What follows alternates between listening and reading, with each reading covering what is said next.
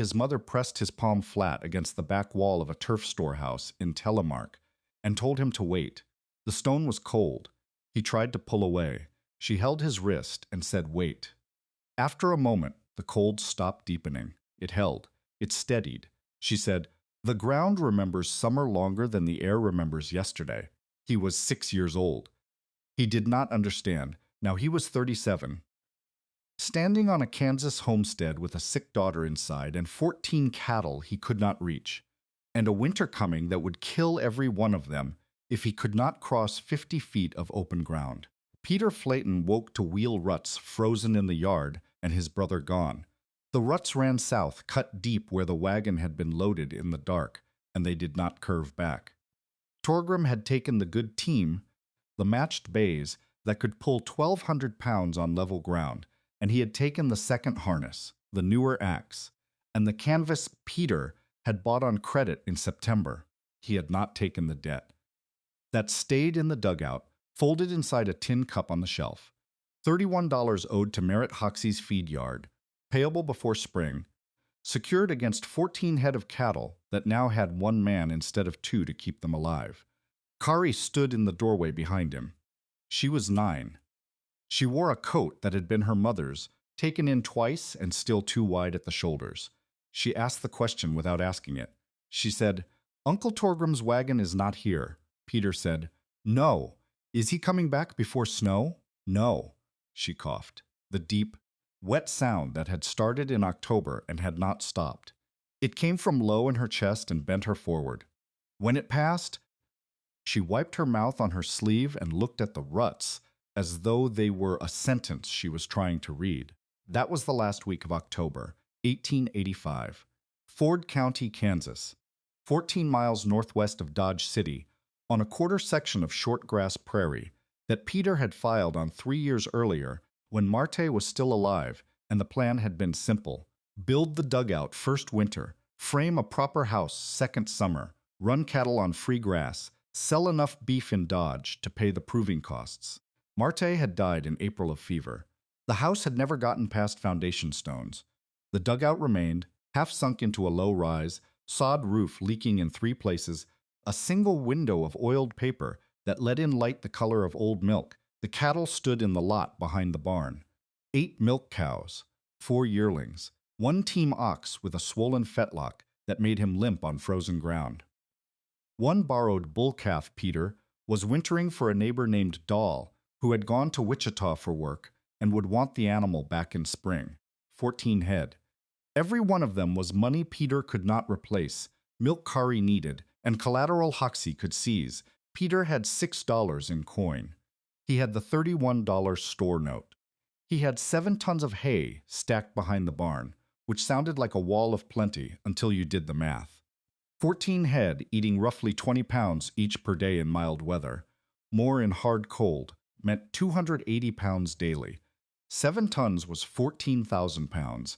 50 days of feed if nothing spoiled, nothing scattered, and the weather stayed kind. Winter in Ford County did not stay kind. Winter in Ford County lasted 100 days if you were lucky, and 120 if you were not. 50 days of hay, 100 days of winter. 1 coughing child. 50 feet of open ground between the dugout door and the barn latch. That last number was the one that would matter most, though Peter did not know it yet. The first man to tell Peter he was finished was Alva Row, was 58 years old. He had bossed trail herds from the Brazos to Dodge before the tick quarantine pushed the routes west, and he had settled on 1,200 acres south of the Sawlog Creek, crossing with enough cattle to make his opinion worth something. He was not cruel. He was experienced. An experience on the Kansas plains had taught him to measure a man's chances the way a banker measured a note, by what was there, not by what was hoped for. Burrow rode out on the 3rd day of November. He had heard about Torgrim's departure from a freight driver who had seen the wagon heading toward the nations. He came because he had known Marty, had attended the burying, and felt some duty toward the child. He did not come to help. He came to assess. He tied his horse to the lot rail and walked the property the way a man walks a house he is thinking of condemning. He looked at the dugout roof, pressed his thumb against a sod seam, and watched crumbs fall. He counted the hay.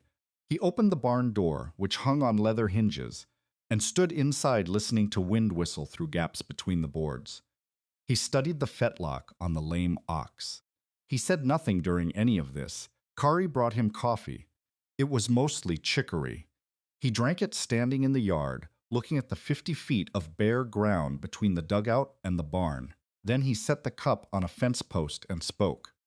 "You have a dugout that leaks smoke and a barn with gaps between every board," Rose said. "You have maybe 7 tons of hay, and I would guess a ton of that is mold.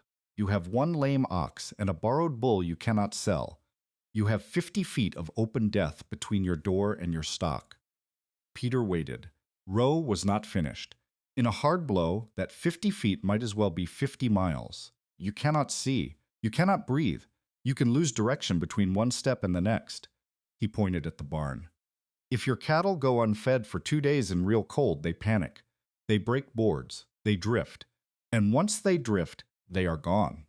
"I know," Peter said. "Do you? Because the answer to your situation is fence, feed, and men. You have no fence worth the name. You have 50 days of feed for a 100-day winter, and your men just drove to Texas." Kari coughed from the doorway. Roe looked at her and then looked away, which was worse than anything he had said. "Sell half the herd now," Roe said. "Use the money to board Kari in town and feed the rest properly. You might save 7 head. If I sell half, I cannot pay the note," Peter said. "Hoxie takes the rest. I lose everything. If you keep all 14 and the winter is bad, you lose everything and the child besides." Roe meant it as mercy. Peter heard it as a verdict. The silence between them filled with wind that smelled of dust and distance. After Roe left, Peter stood in the yard and counted the 50 feet. He walked it, 22 steps at his stride. He walked it again, with his eyes closed, and veered 8 feet to the left. He walked it a third time with Kari holding his coat, and she stumbled on a frozen rut and coughed so hard she sat down in the dirt. To 22 steps. In clear air, nothing. In a whiteout, a death sentence. He tried the obvious solution first. He stretched a rope from the dugout door handle to the barn latch, pulled it taut, tied it with a hitch knot. For 3 days, the rope held. On the 4th day, a moderate blow came through. Not a blizzard, just a hard wind with snow. And the rope sagged under crust, then froze into a drift and snapped at the midpoint. Peter found the broken end stiff as wire, buried under a foot of white. He tried again with heavier rope staked at 2 points. The stakes pulled loose in soft ground. He tried a third time, wiring the rope to a fence post halfway between the buildings. During the next blow, Kari followed him outside. He lost sight of her before he had taken 5 steps. He heard her cough somewhere to his left, not ahead, not behind, but to the left, near the woodpile, which was nowhere near the barn. He found her by sound alone, her hands gripping a log, her face white with cold and confusion. She had been outside for less than a minute. She had traveled less than 10 feet. She had no idea where the dugout was. Peter carried her back. He shut the door. He sat on the edge of the bed and listened to her breathe, the rasp, the catch, the thin whistle, and he understood that the rope would never work. The rope assumed you could grip it, follow it, and stay upright. It assumed the wind would not bury it, break it, or blind you. It assumed a 9-year-old with a cough could hold on 50 feet. He could not eliminate the distance. He could not move the barn. He could not move the dugout. He could not hire someone to tend the cattle while he stayed with Kari. He could not bring the cattle inside. The problem was not the cold. The problem was the gap between the place where his child slept and the place where his animals needed to eat. And every conventional solution assumed you could cross that gap in open air. But what if you did not have to? The idea did not come as a flash. It came as a temperature difference in a root pit. In the 2nd week of November, Peter was pulling the last of the stored potatoes from an old root cellar, cut into the bank 30 feet east of the dugout. The surface wind was raw, pushing grit against his face, numbing his ears.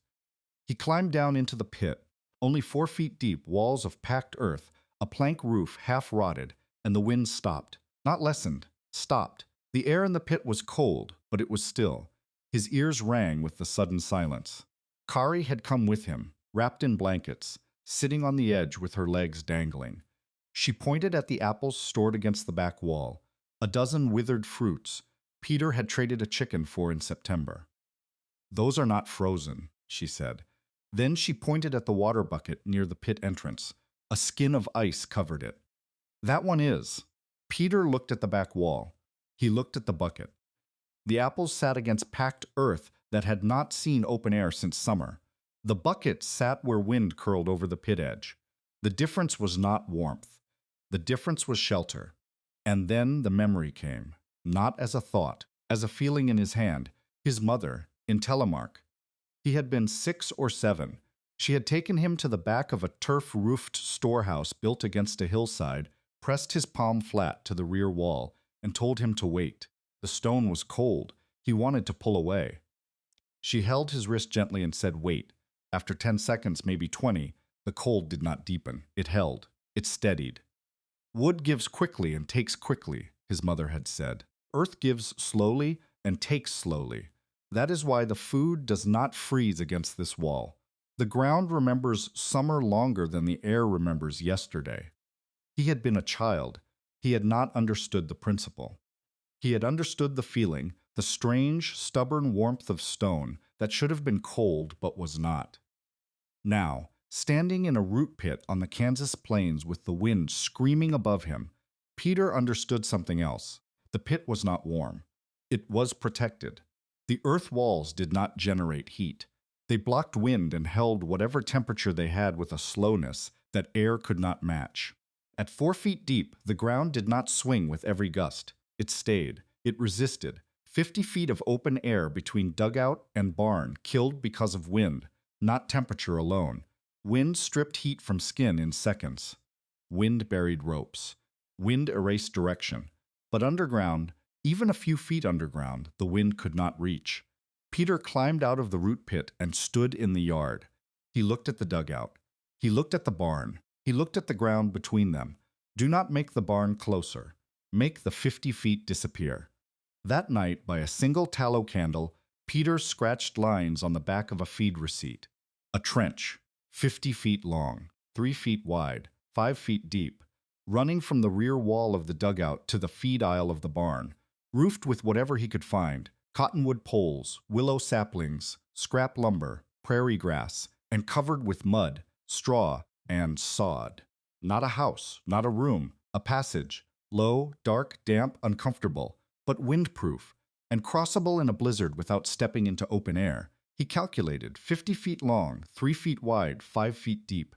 That was roughly 28 cubic yards of earth to move, by hand, with a spade, a mattock, and one lame ox to drag the sledge loads of dirt away from the trench mouth. He had maybe 6 weeks before the ground froze too hard to dig. The passage would not heat anything. That was not the point.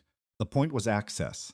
If he could reach the barn without exposure, he could feed the cattle in any weather. He could check water. He could calm a panicking animal. He could do it 3 times a day if needed, and return to Kari each time.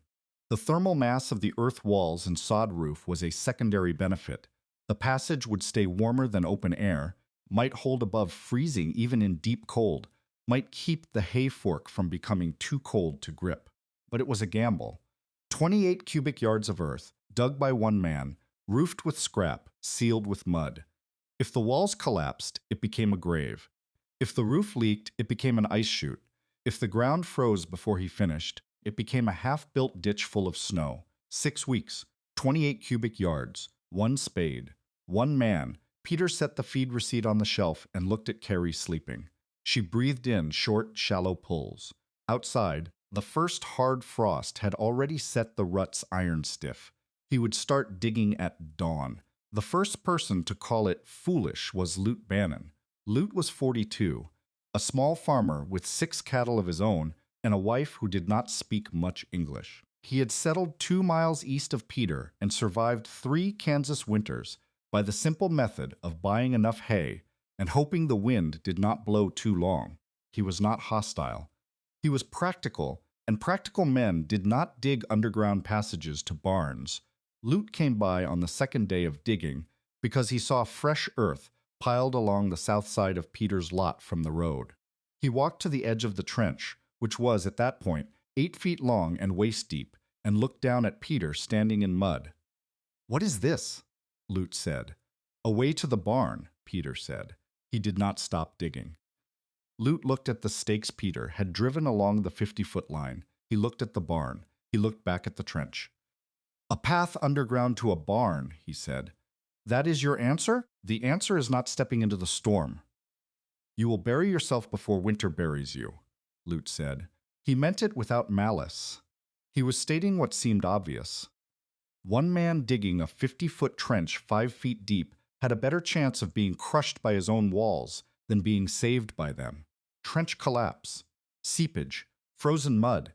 The sheer weight of labor for a man already short on hay and time, Peter drove the spade into clay and lifted. "You cross your yard in a blow?" he asked, "with a rope. And if the rope breaks?" "I tie another one." "And if you cannot find the first one?" Lute did not answer that.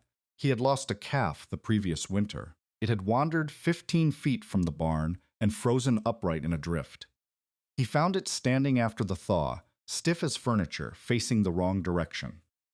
"I am not saying the wind is gentle," Lute said. "I am saying a man has enough work above ground without digging his own grave with a roof on it." Peter said, "Then I will die with a roof on me instead of without one." Lute left. He did not offer to help. But the next morning, Peter found a bundle of willow stakes leaning against his lot fence, cut fresh and stripped of bark. He never mentioned them to Lute. Lute never mentioned leaving them. The mockery found its name at Hoxie's feed yard. Peter went to Dodge City on the 3rd week of November. He needed things he could not make: nails, lime, and a replacement shovel handle. He did not need hay, not yet, not at Hoxie's price, and that was itself an insult to the man who sold it. Merritt Hoxie was 46, built wide, with a voice that carried across a loading dock without effort. He held the feed lien on Peter's cattle. He held liens on a dozen small homesteaders, and he understood the economics of failure the way a banker understood interest. Failure was not a catastrophe to Hoxie. It was inventory. When a man like Peter lost his herd, Hoxie took the cattle at lien value, fed them through winter on his own hay at his own price, and sold them in spring at market. The margin was considerable. A hard winter was not a disaster for Merritt Hoxie. It was a buying season. Peter bought 3 broken shovel handles for 12 cents, a pound of bent nails for 8 cents, and a sack of lime sweepings from the floor for a nickel. He did not buy hay. 2 cowboys loading bales near the yard gate watched him carry his purchases to the wagon. "Flayton's digging something out there," one of them said. "My cousin rode past and saw a ditch long as a fence line," the other one laughed. "What's he building? A grave? A tunnel? To the barn? A tunnel? To a barn 50 feet away," that's what my cousin said. "Mud walls, stick roof, like a gopher." The first cowboy grinned. Gopher hallway. The phrase traveled. By the end of the week, 3 men at the hardware counter in Dodge City had heard it. By the end of the month, it had reached Rose Ranch. A gopher hallway. The Norwegian was building a gopher hallway. The laughter was not personal. It was the sound practical men make when someone does something they cannot explain. Digging underground when you should be stacking hay. Buying bent nails when you should be buying feed. Spending muscle on mud when the obvious answer was sell half and survive. Hoxie heard the phrase and saw an opportunity. He rode out to Peter's claim with 2 men under the pretense of inspecting collateral, his right under the lien terms. He arrived on a Tuesday afternoon when Peter was 22 feet into the trench and plastered to the elbows in river clay. Hoxie stood at the trench edge and tapped the nearest stake with his boot. "What do you call this?" he said. Peter climbed out. He was thinner than he had been in October. His hands were blistered beneath the mud, cracked at the knuckles. He said, "A way to the barn." "There is already a way to the barn," Hoxie said. "It is called walking." "Not in a whiteout." "Then sell before the weather teaches you arithmetic." Hoxie looked down the stake line, measuring the work against the time. "I will give you $9 a head for 8 cows. That pays the note, boards the girl in town, and leaves you 6 head to manage alone. Fair terms, $9 a head. The cows were worth 14 at market. Hoxie's offer was a lien holder's discount, the price a man pays when he knows the seller has no choice. No, Peter said. Hoxie smiled the way a man smiles when he has made an offer he expects to make again in January at a lower number. Suit yourself, he said. He turned to his men. Note the count, 14 head, all standing. He said it the way a man notes the contents of a room before a foreclosure. Kari had been watching from the dugout door. That night, after Hoxie's men were gone, and the candle was lit, and the stew was thin, she asked a question that settled in Peter's chest like a stone. Can men laugh a thing into being wrong? Peter set down his spoon. He looked at his daughter, who was 9 years old and had already lost her mother, her uncle, and most of what passed for safety in her life. He said, only if the thing was wrong already. She accepted that. She went to bed. After her breathing steadied into the rough, shallow rhythm of sleep, Peter lifted his hands and studied them by candlelight. The blisters had opened and closed and opened again. The skin between his thumb and forefinger was split to the pink. 22 feet dug, 28 to go. The ground was hardening daily. He had no proof this would work. He had a memory of his mother's hand on a wall. He had a root pit where apples did not freeze. He had a theory about wind and earth and the difference between moving air and still air. He had 28 feet to go, and the ground was turning to iron. Peter dug. The 23rd foot was clay mixed with gravel that blunted the spade edge every 30 strikes. The 24th was softer, a seam of sandy loam that crumbled when he cut it, forcing him to shape the walls twice. The 25th foot hit a root from a cottonwood he had not known was there, thick as his forearm, running diagonally across the trench floor. He chopped it with the mattock for 40 minutes and pulled it out in pieces. His right palm bled through the wrapping. He kept digging. Each morning he woke before light, fed Kari oatmeal with the last of the molasses, checked the cattle, broke ice in the trough, and walked to the trench. Each evening he climbed out in the dark, washed the mud from his hands in water so cold it burned, ate whatever Kari had kept warm on the stove, and fell into a sleep so heavy it felt like drowning. 26 feet. 27. 28. The first sidewall slump came at the 29th foot. He had been cutting the east wall too steep, vertical, instead of the slight outward lean that keeps soil from shearing under its own weight. He did not know about wall batter. No one had taught him. He dug the way a man digs a post hole, straight down, straight sides. At 29 feet, after a night of cold rain that saturated the clay, the east wall calved. 3 feet of packed earth slid into the trench and buried 2 days of shored floor.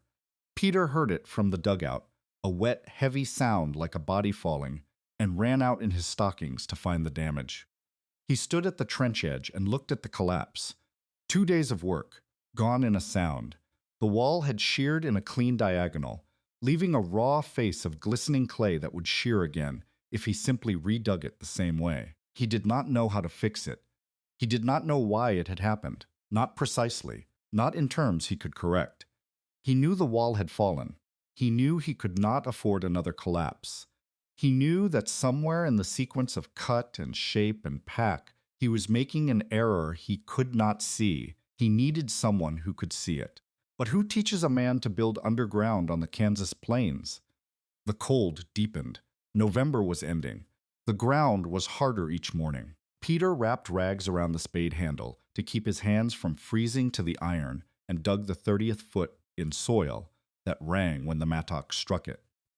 Kari's cough worsened at night. The hay pile shrank. The borrowed bull calf ate more than its share. 20 feet to go. The walls were suspect. The roof was unbuilt. Winter had not yet shown its hand, and Peter Flatten, standing in a trench he did not fully know how to finish, understood with absolute clarity that knowing the principle and knowing the craft were not the same thing. Earth gives slowly and takes slowly. His mother had told him that, but his mother had not told him how to keep earth from falling on his head. He needed a builder. He had no money to hire one.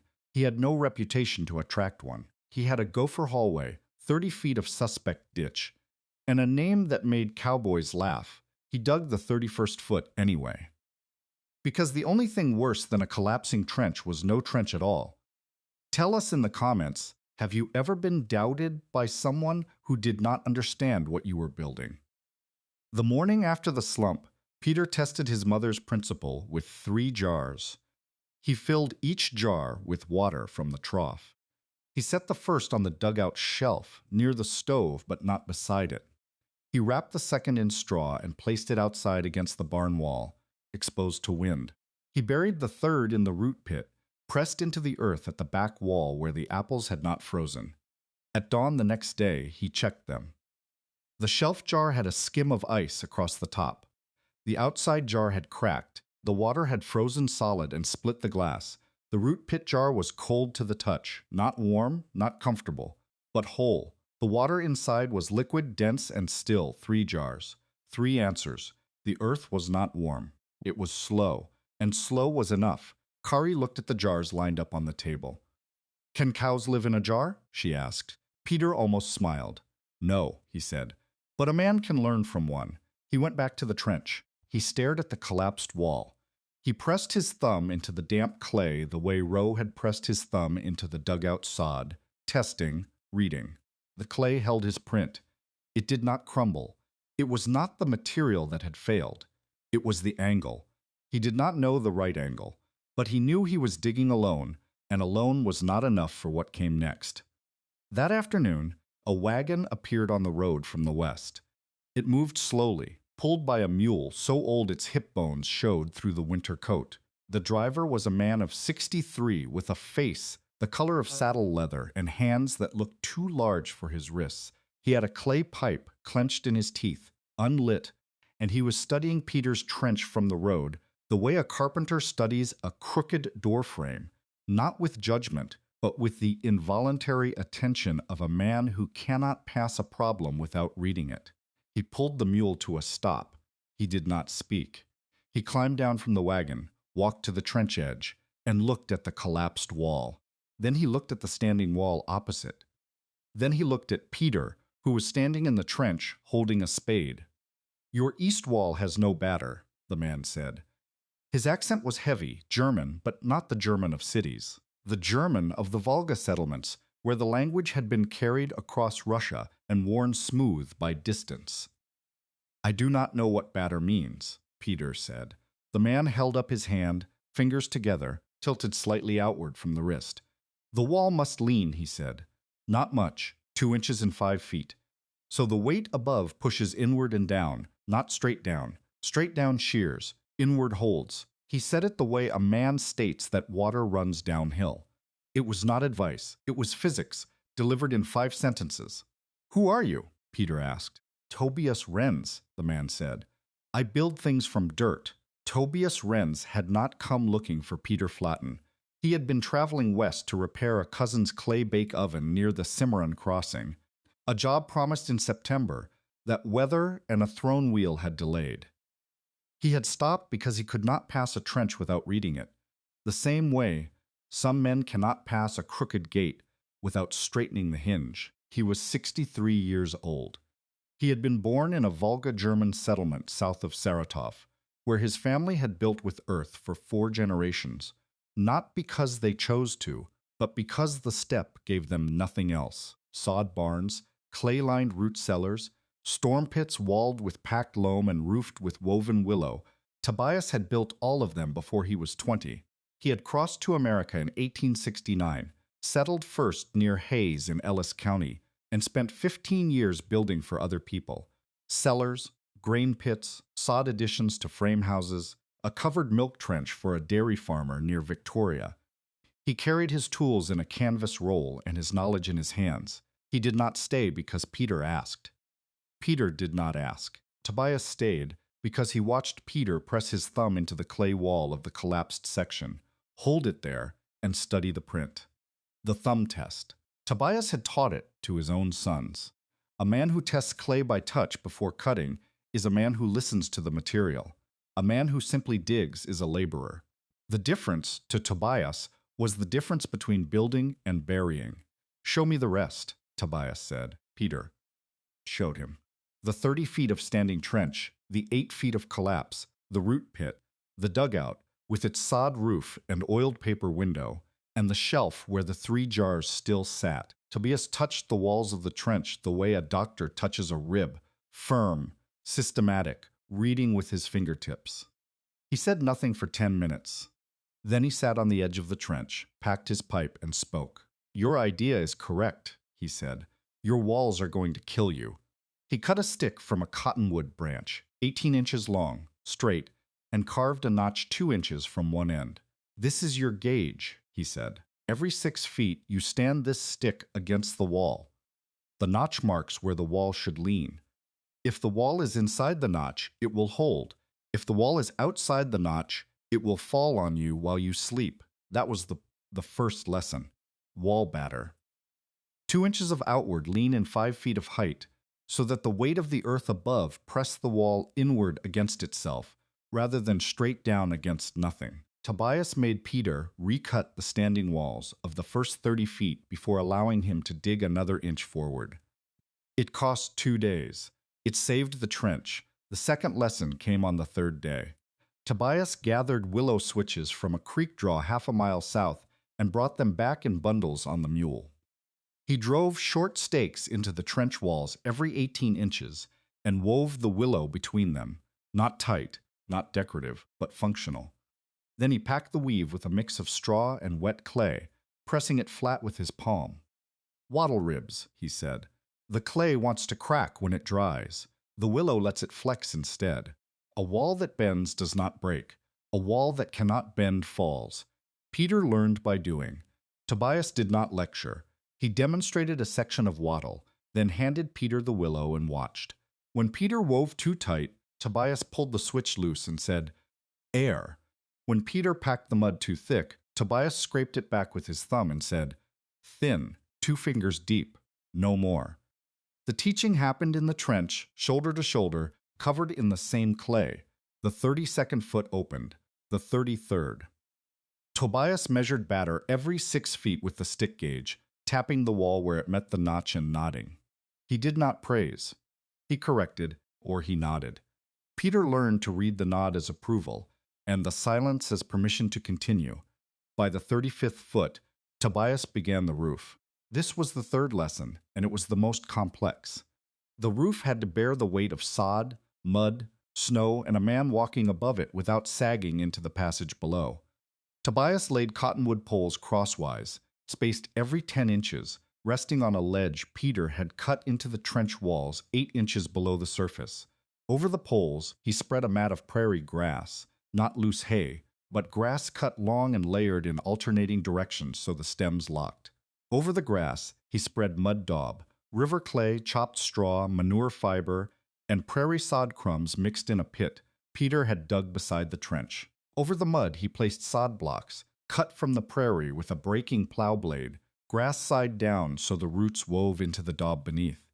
Over the sod, one final smear of mud to shed meltwater. Cap layering, poles, grass, mud, sod, mud. 5 layers between the sky and Peter's head. "When it rains," Tobias said, pressing the final mud layer with the flat of his hand, "the water hits the top mud. It runs to the edge. It does not soak through because the sod roots grip the mud layer below. The grass mat stops anything that gets past the sod. The poles hold everything up. 5 things between you and the weight. None of them is strong alone. Together they hold." They roofed the first 10 feet in 2 days. Then Tobias stopped and taught the 4th lesson. "Dig a channel," he said, pointing to the trench floor. Peter did not want to dig a channel. He had dug 35 feet of trench. His hands were raw. His shoulders burned from swinging the mattock. The floor was flat, packed, serviceable. A channel seemed like extra labor for no visible gain. Tobias did not argue. He walked to the barn end of the open trench and poured a bucket of water on the floor. Both men watched it creep, not toward the barn, not toward a drain, toward the dugout. A slow, inevitable thread of water following the barely perceptible slope of the land, heading for the one place it could do the most damage. "Warm mud above you is shelter," Tobias said. Water under you is a coffin. Peter dug the channel, 1 inch deep, 6 inches wide, sloped 1 inch per 8 feet toward a gravel sump at the barn end. It added a day of labor. It would save the passage. The days compressed. November ended. December arrived with frost that turned the surface soil to rind. Below 18 inches, the earth remained workable, cold, stiff, but cuttable. Tobias showed Peter how to read the freeze line by driving a rod into the ground each morning and marking where resistance changed from hard to firm. The freeze line crept deeper every week, 39 feet. The trench was now roofed for 25 feet behind them, open for the last 11 ahead. Peter dug while Tobias roofed. They worked in opposite directions and met at the day's end, covered in different layers of the same mud. Progress markers became Peter's clock. He scratched them into the barn wall with a nail. 12 feet opened. November 9th, 28 feet shored. November 22nd, 39 feet roofed. December 4th, 44 feet dug. December 11th. Each mark was a day Hoxie could not take from him. Each mark was a foot closer to the barn, but the work created its own emergencies. At 41 feet, Peter swung the mattock and the handle cracked. The iron head glanced off the fractured wood and caught his left palm, a deep slice from the base of the thumb to the center of the hand. Blood filled his glove and dripped onto the trench floor. Tobias wrapped it with a strip torn from his own shirt and said, "Tomorrow." Peter said, "Today." He dug left-handed for 3 hours and gained 14 inches. Kari's cough deepened in the second week of December. She no longer ran from the dugout to the trench to bring water or count the feet. She sat on the bed, wrapped in blankets, and listened to the sounds of her father working underground, the thud of the mattock, the scrape of the spade, the murmur of Tobias's corrections. At night, her breathing sounded like someone trying to pull air through a wet cloth. Hoxie sent word through a freight driver he would not sell Peter nails on the existing note, cash or new terms. The new terms added 4% and extended the lien to include the dugout itself. Peter bought nails from a retired blacksmith in Dodge for twice the price, paying with 3 of his remaining $6. He had $3 left. The hay pile had shrunk to 5.5 tons. 46 days of feed remained, and winter had not begun in earnest. At 44 feet, Rowe rode past without stopping. Peter saw him from the trench, a man on horseback pausing on the road, looking at the earthwork, then riding on. 2 hours later, Peter climbed out and found 2 discarded wagon bows leaning against the lot fence. Curved, seasoned hickory, strong enough to brace a roof span. Rowe had left them the way Lute had left the willow stakes, without a word, without acknowledgement, without endorsement. Peter carried them to Tobias. The old man ran his thumb along the grain, flexed one bow against his knee, and said, "Still foolish, but foolish things ought not kill a man by splintering." He was quoting Rowe without having heard him. Or perhaps that was simply what practical men said about things they did not approve of but could not ignore. They used the wagon bows to reinforce the 2 weakest roof spans. One at the 20-foot mark where a cottonwood pole had cracked during a frost heave, and one at the 36-foot mark where the trench passed under a slight rise and the sod layer was thickest.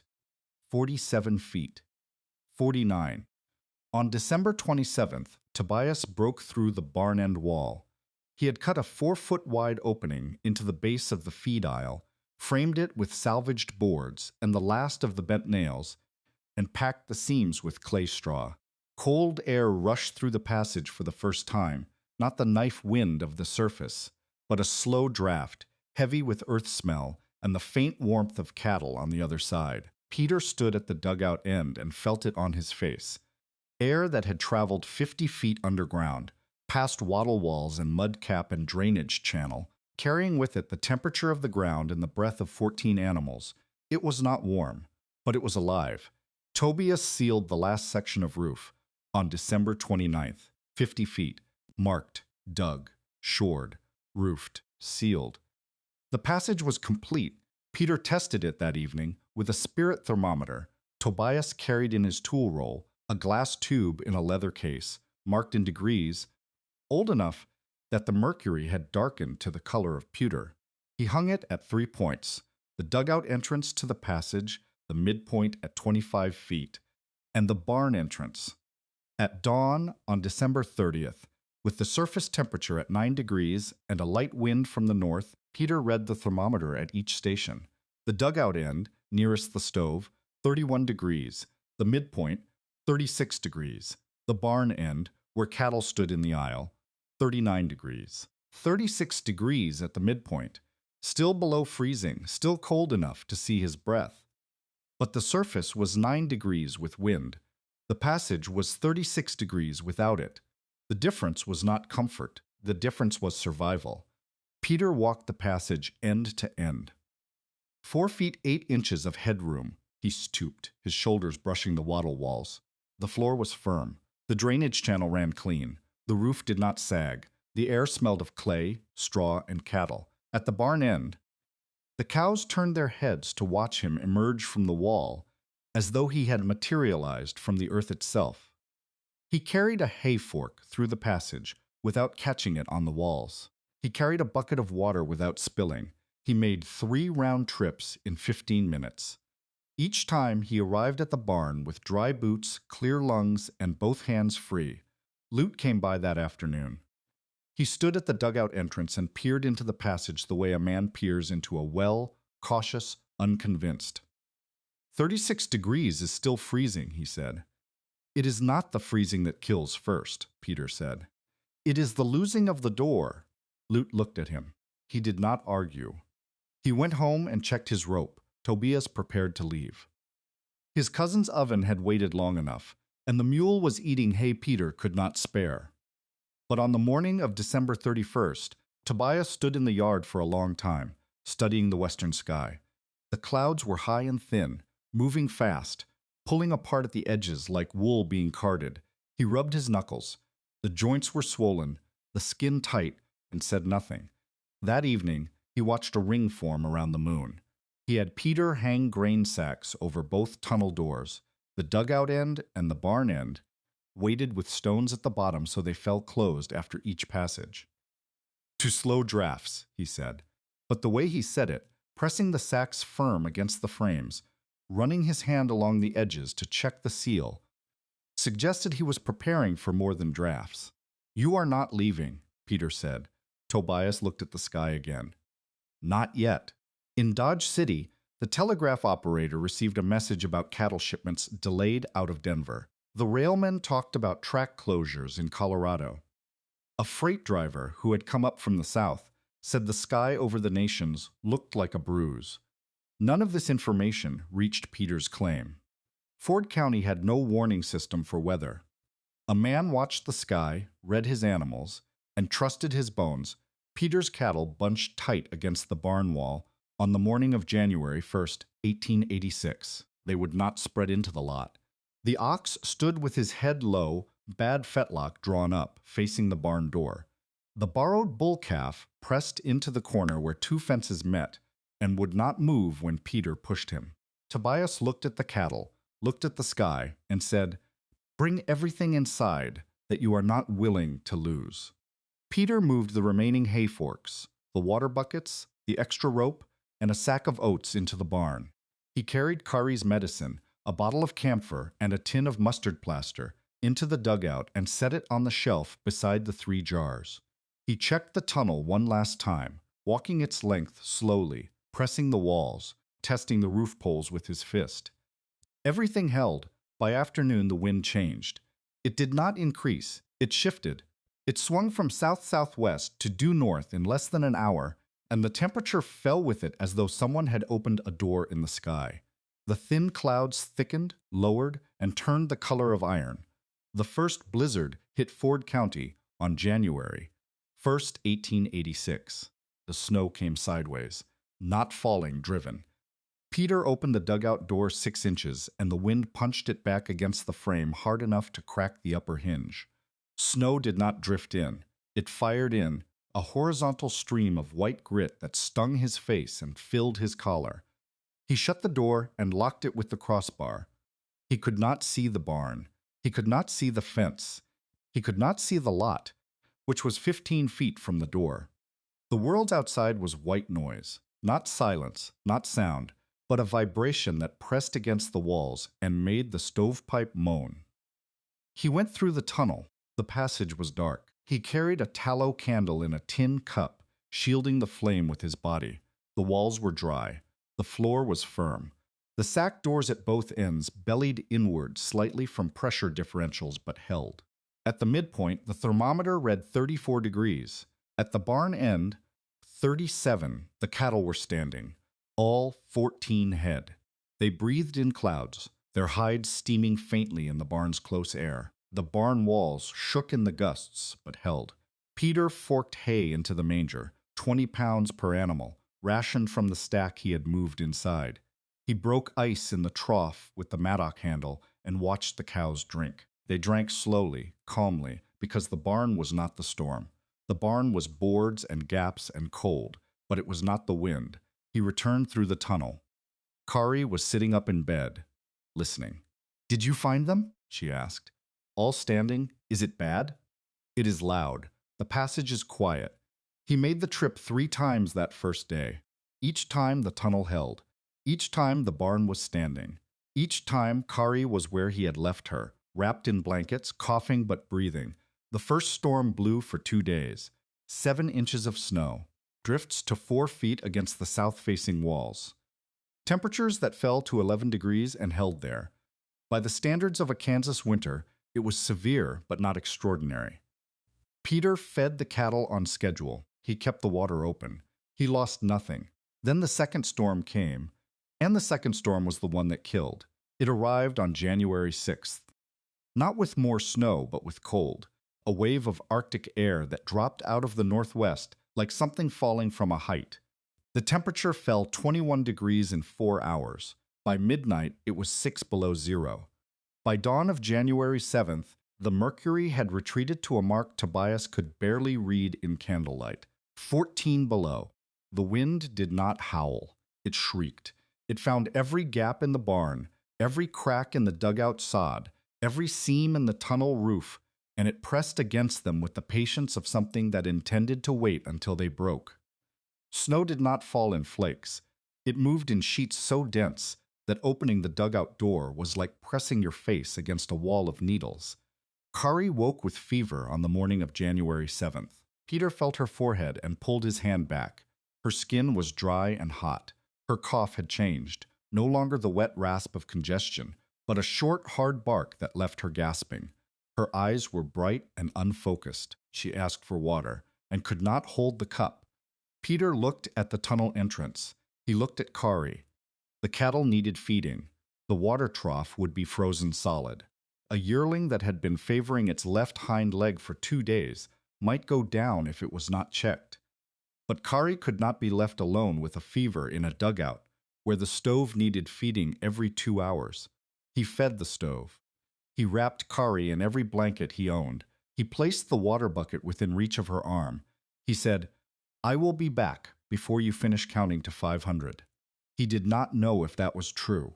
He entered the tunnel. The passage had changed. The first 30 feet were still, cold, dark, dry. But at the 35th foot, he felt air moving, not a breeze, a thread, fine and sharp like a wire drawn across his cheek. At the barn end, the sack door was bowed inward. Wind had found a gap.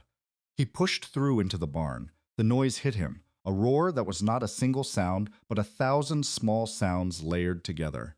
Boards vibrating, hinges rattling, hay shifting in the loft, cattle stamping and lowing.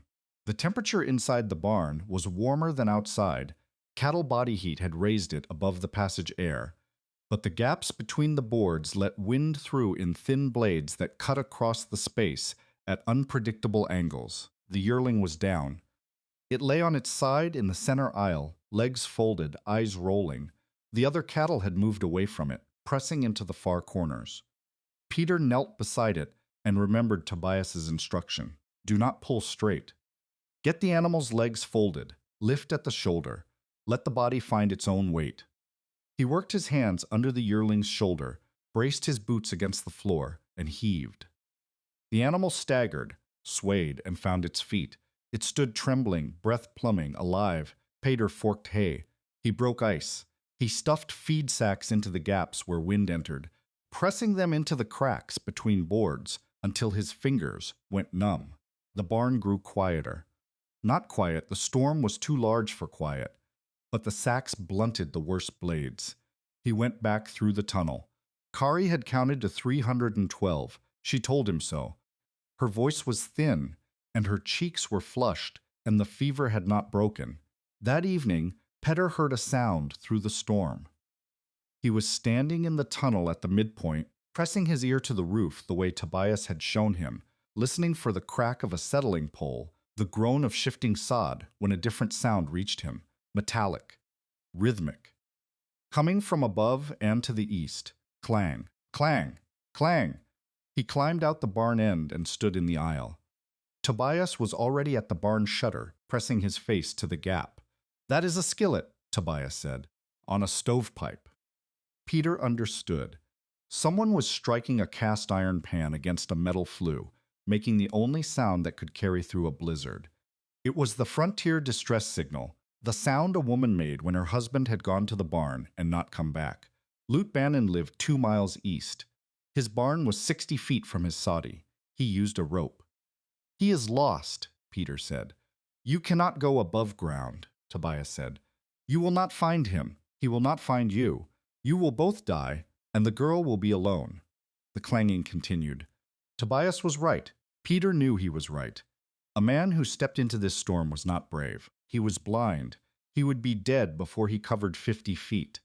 But the tunnel went to the barn, and the barn had a loft, and the loft had a shutter facing east, in the lee of the wind. Peter climbed the barn ladder. The loft was a fury of cold air and shifting hay. He found the east shutter, lifted the latch, and pushed. The shutter blew open and slammed against the outer wall. Wind poured through. Snow filled the loft opening like water filling a cup. Peter squinted into the white and saw nothing. He heard the clanging closer now, somewhere to the northeast. He tied a lantern to a hay pole, a 10-foot cottonwood branch used for stacking, and pushed it out the shutter opening. The lantern swung wildly, flame guttering behind the glass. The light was pitiful, a yellow smear against a white wall. It could not possibly be visible at 2 miles. But Lute was not 2 miles away. If he had been heading for Peter's place, the only light, the only structure east of his own, he might be closer. He might be in the field between them. He might be crawling. If you are invested in this story, hit subscribe and stay with us, because what happens next changes everything. Peter held the pole. His arms shook. Snow packed against his chest and face. Tobias shouted from below, telling him to come down, telling him the loft would not hold if the shutter stayed open. Peter held the pole. 7 minutes, maybe 8. A shape appeared in the snow, not standing. Moving on hands and knees, head down, one arm reaching forward and dragging the body after it. Lute Bannon had left his house 90 minutes ago to check his cattle. He had followed the rope for 40 feet. The rope had snapped, frozen through at the midpoint, brittle as glass. He had spent an hour crawling in a direction he believed was southeast, toward the road, toward anything. He had heard the clanging of his own wife's skillet growing fainter behind him and the wind growing louder ahead. Then he had seen the light. Petter dropped the pole and climbed down. He and Tobias opened the barn door 6 inches. The wind tried to tear it off the hinges, and Peter reached out. Lute's hand found his. It was white. Not cold white, frost white. The fingers did not close. Peter grabbed the wrist and pulled. Lute came through the gap like a man pulled from water. He collapsed on the barn floor, face against the straw, body shaking in a way that was not shivering but something deeper, the convulsion of a system that has nearly stopped and is trying to restart. Tobias shut the door. The barn went dim. They could not take Lute through the tunnel. It was 4 feet 8 inches high. Lute could not stand. He could not crawl. His legs had stopped responding below the knees. Tobias laid horse blankets on the barn floor and covered him with hay. The cattle, pressed into their corners, breathed their 98-degree breath into the enclosed space. The barn temperature held at 29 degrees. Not warm, not safe, but not 14 below. Peter went back through the tunnel. Kari's fever had climbed. She was talking to her mother, words that made no sense, fragments of a conversation from a kitchen that no longer existed. Peter soaked a rag in cold water and laid it across her forehead. He fed the stove. He looked at the tunnel entrance and understood that everything he needed to protect was now in two places, separated by 50 feet of earth, and he was the only passage between them. He moved Kari's bedding to the floor beside the tunnel entrance. The passage drew air gently from the barn end, warm air rising from cattle, flowing through the tunnel, entering the dugout low and spreading. It was not a furnace. It was a thread of warmth that raised the temperature near the floor by 3 or 4 degrees. Enough to matter. Enough to keep the water bucket from freezing solid. Tobias positioned himself in the barn, tending loot. Peter moved between them through the passage, dugout to barn to dugout, carrying water, carrying news, carrying the camphor bottle that might ease Kari's breathing, and the hot stones that might save Loot's feet, back and forth, through 50 feet of mud and willow and sod. While above him, the storm erased Ford County from the map. The tunnel held for 2 days. Then it tried to kill him. On the morning of January 8th, Peter was carrying a pail of warm water from the stove to the barn. Tobias wanted it for Loot's hands, which had begun to swell when he felt the roof shift. Not collapse, shift. A settling motion, like a sleeping animal adjusting its weight. He stopped at the midpoint and held the candle up. The roof sagged. Not everywhere. At one point, the 26-foot mark, where the trench passed under the slight rise and the sod layer was thickest, the cap had dropped 4 inches. A dark seam ran along the junction between the mud layer and the sod blocks. Water glistened in the seam. Meltwater. The heat from the passage, modest as it was, had warmed the inner surface of the roof cap just enough to melt snow that had penetrated the outer mud layer. The water had found the seam between mud and sod, softened the bond, and let the weight of the drift above press the cap downward. Tobias's voice came from the barn end of the tunnel. "Do not stand under it." Peter set the pail down and crawled backward. The sag deepened another inch as he watched. A crack appeared in the mud daub, thin, diagonal, the kind Tobias had taught him to fear. Diagonal meant pressure. Diagonal meant the weight was moving, not just settling. "The wagon bow," Tobias called. "Bring the wagon bow." Peter turned and ran, stooped, head ducked, back through the passage to the dugout. He grabbed the spare wagon bow from beside the stove, a curved piece of hickory 3 feet long. He ran back. At the sag point, the roof had dropped 6 inches. The passage height was now 3 feet 8 inches. He could not stand. He could barely kneel. "Wedge it crosswise," Tobias said. He was lying on his stomach at the barn end, reaching into the passage with both arms. "Set the bow under the poles. Push upward. I will brace from this side." Peter lay on his back in the mud.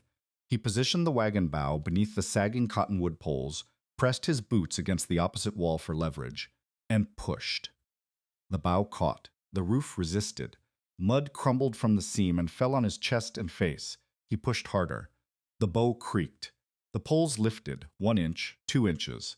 From the barn end, Tobias jammed a flat stone between the bow and the wall, locking the brace in place. The sag stabilized. The crack in the daub stopped growing. Peter lay in the mud for a full minute, breathing.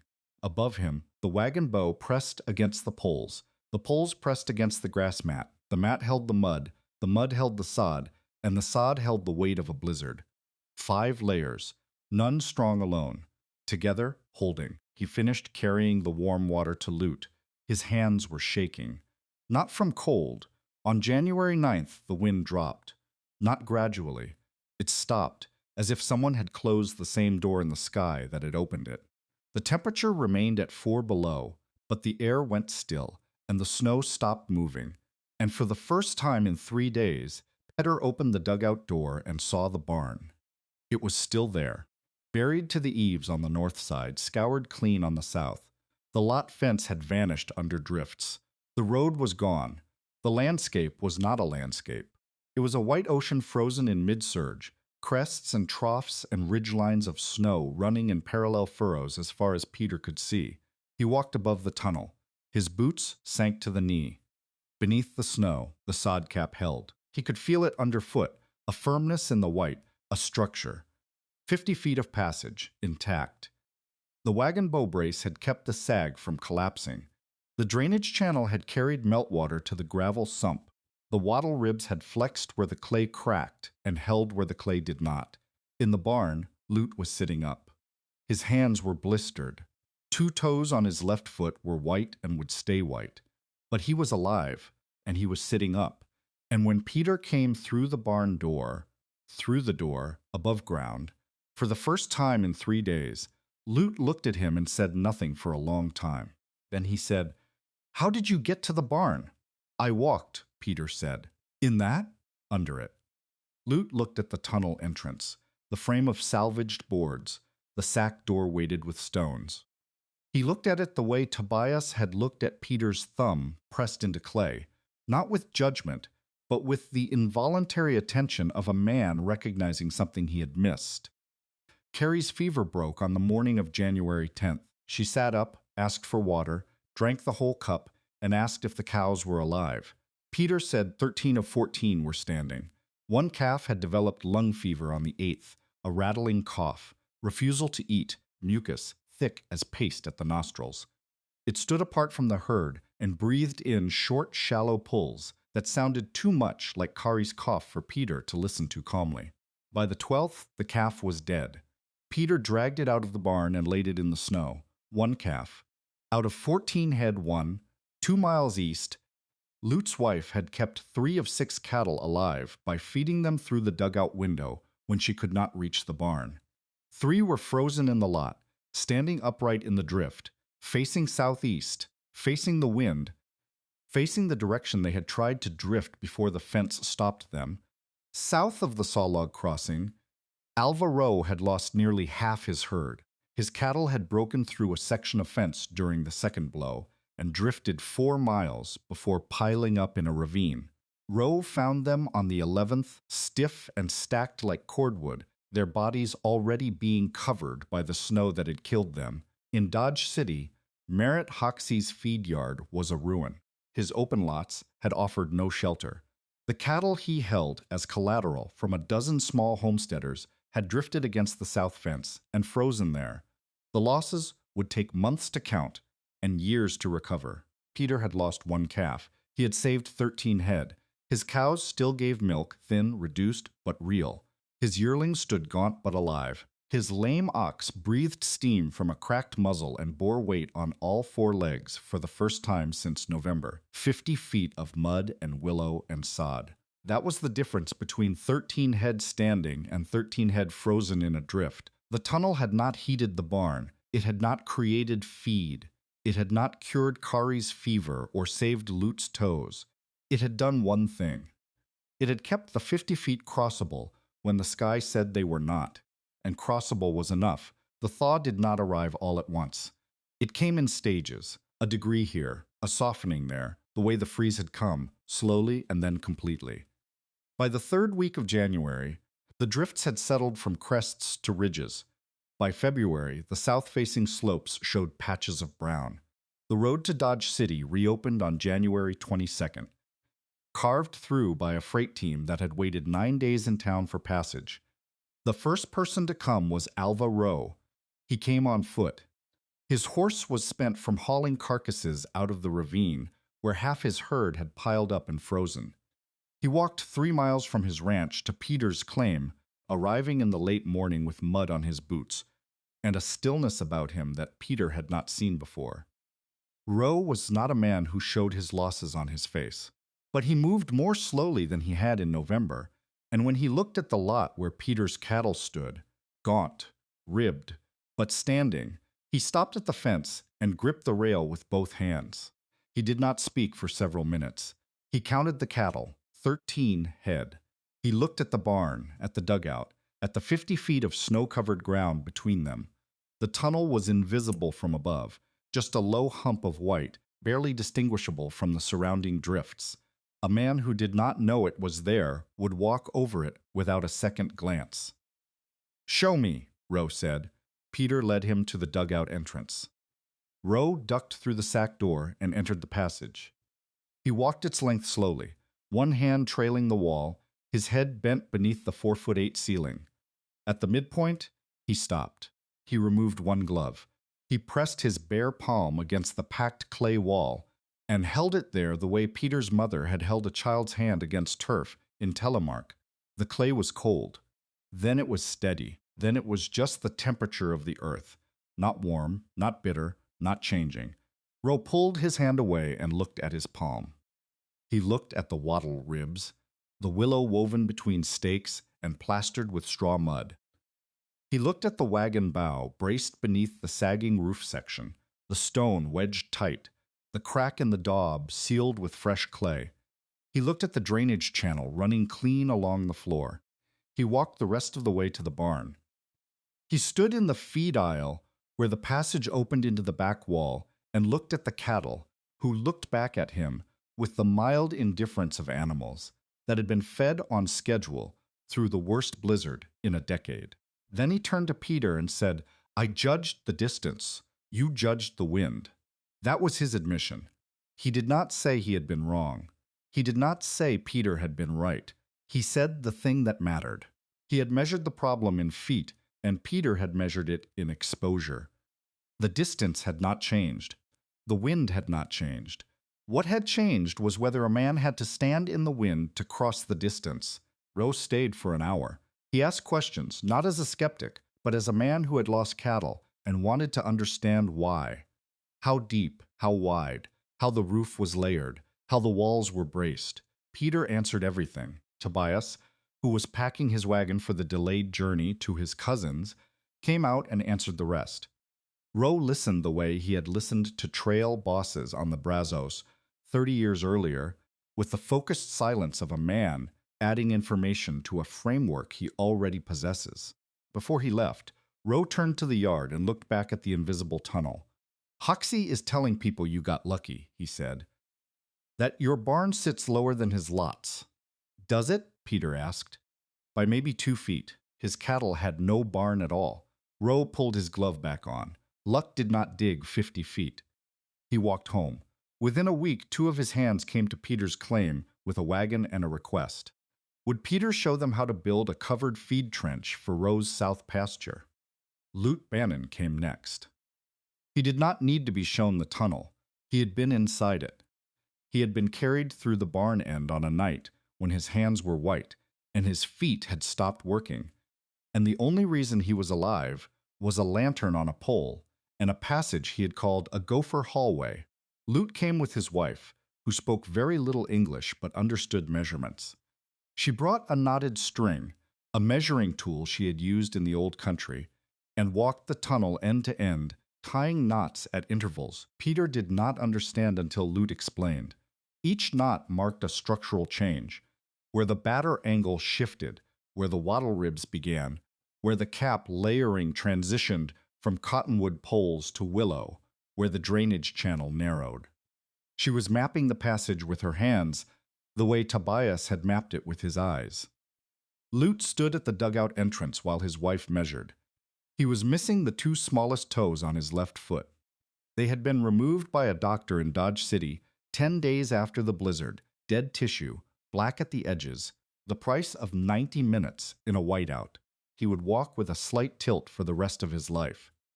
Every step on that tilted foot was a measurement of the distance between his rope and Peter's tunnel. 22 feet, Lute said. My barn is 22 feet from my door, less than half of yours. Then yours will be easier to build, Peter said. Will you show me? Yes. That was the conversion. No apology for the mockery. No admission that the gopher hallway had been wisdom all along. Just a man with missing toes asking another man to teach him what the earth could do. Others followed. A widow named Solheim, whose husband had frozen between the house and the well, not the barn, the well, 11 feet, came with her grown son, and asked what could be done with a short passage. A rancher from south of the saw log, whose cattle had drifted through a broken fence, wanted to know if a covered approach could keep animals from bolting in a blow. A young German couple building their first soddy wanted the tunnel designed into the foundation before the walls went up. Peter did not charge. He showed them the trench. He showed them the walls, the batter, the wattle ribs, the cap layering, the drainage. He let them walk the passage and press their hands to the clay. He answered questions until the questions repeated, and then he answered those again. Tobias watched these teaching sessions from the wagon seat, where he sat smoking his cold pipe and waiting for the weather to clear enough for travel. He did not interrupt, but after the third family left, he said to Peter, "You are giving them the method. You are not giving them the principle. What is the difference? The method is 50 feet, 3 feet wide, 5 feet deep. The principle is that the earth between 2 points can replace the air between them. If they learn the method, they can build one tunnel.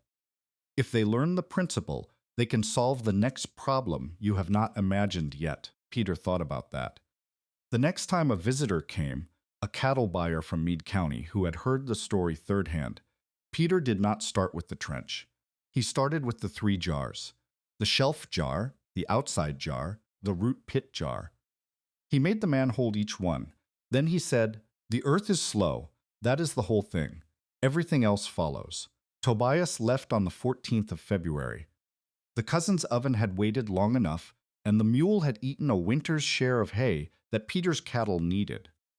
But before the wagon pulled onto the road, Tobias spent 3 days doing something Peter had not asked for and could not have designed alone. He drew variants. Using charcoal on scraps of brown paper, Tobias sketched 5 different configurations for different farms. A short milk passage, 12 feet, connecting a soddy to a milking shed, roofed low enough that a woman could reach the cow without stepping outside. A covered feed trench, open-topped but walled on both sides, enough to break the wind without the full roof, cheaper and faster to build.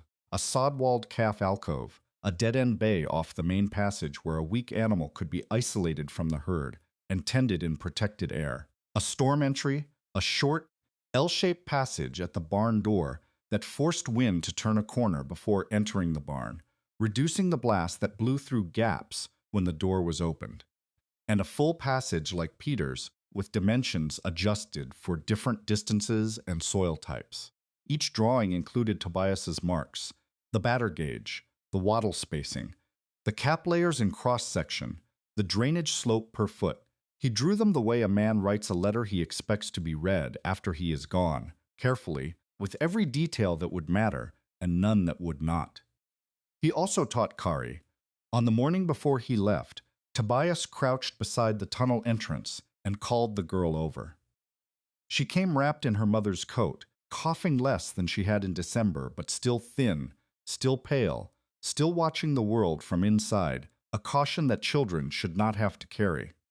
"Look at this wall," Tobias said. He pointed to a hairline crack in the clay near the tunnel mouth.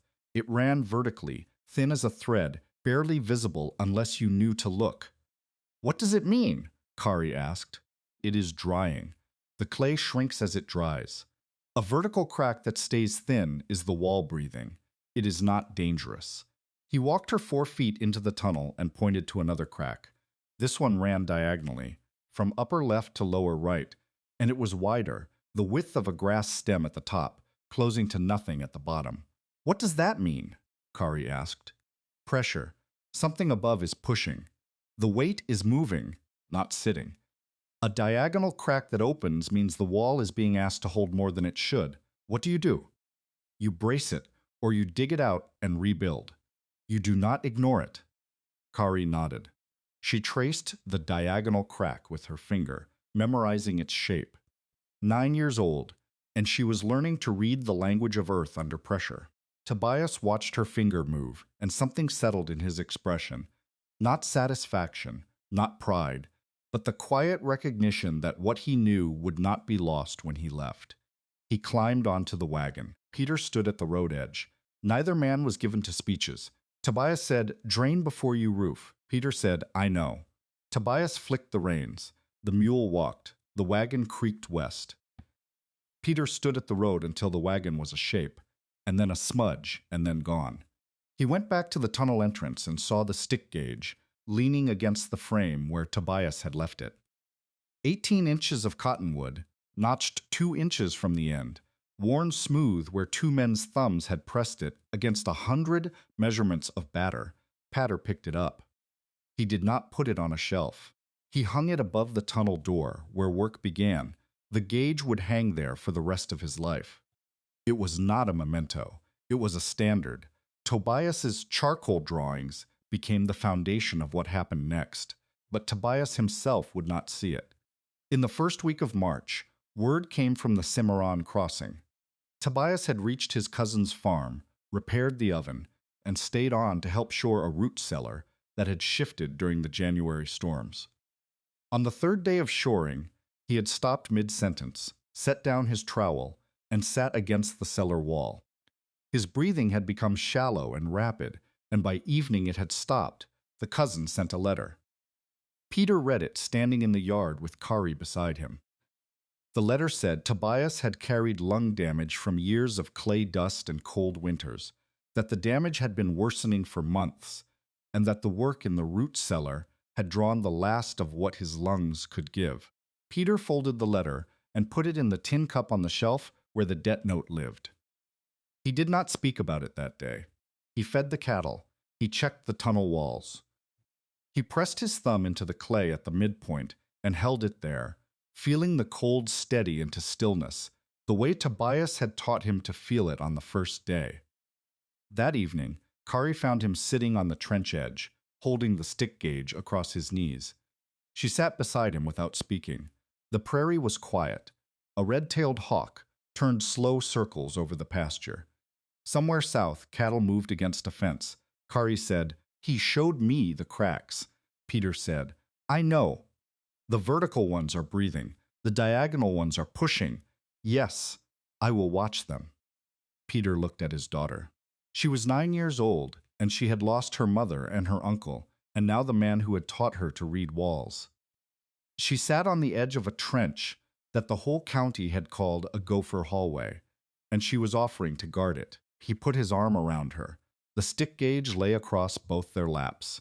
The hawk dropped below the horizon. The light went amber, then copper, then gone. Spring turned the prairie green in patches, then in sheets. Peter improved the passage. He deepened the sump, added a second vent near the barn loft. A clay-lined pipe angled upward through the sod cap to allow stale air to rise and escape, and lined the inner turn where the passage met the dugout wall with flat creek stones that shed water instead of absorbing it. He widened the barn threshold so a small hay sled could slide through on runners, saving the labor of carrying forks. Against the tunnel wall at the 30-foot mark, he built a calf bay, a dead-end alcove 4 feet square, walled with wattle and floored with straw, where a weak animal could be separated from the herd and tended without carrying it above ground. These were Tobias's ideas made real. The charcoal drawings pinned to the dugout wall, the stick gauge above the door. The principle that earth between 2 points could replace the air applied again and again to problems Tobias had foreseen, but Peter had to solve alone. He helped Lute build a passage of 22 feet, connecting Lute's soddy to his barn. The work took 9 days with 2 men digging. Peter refused payment. Lute offered labor exchange, 3 days of fence work in spring, and Peter accepted because it was not charity and both men knew it. Kari came on the 4th day and carried willow stakes in bundles too large for her arms. She repeated Tobias's rule to Lute's wife as though it were scripture. Water goes first. People go second. Animals go last. The order of the drainage channel, the passage, the barn. Lute's wife tied the first measurement knot in her string and began. Peter taught 3 more families before the end of April. Each time, he started with the jars. Each time, he finished with the stick gauge. The measurements changed with every farm, different distances, different soil, different buildings, but the principle stayed. If this story reminds you why preparation matters, share it with someone who needs to hear it. Hoxie did not accept the new order quietly. By May of 1886, Peter Flatten's name had traveled farther than Peter Flatten had ever traveled himself. The story grew in the telling, details shifted, numbers inflated, the tunnel became longer and deeper and warmer in every retelling, but the core fact remained stubborn and verifiable. Peter had lost one calf. Hoxie had lost dozens.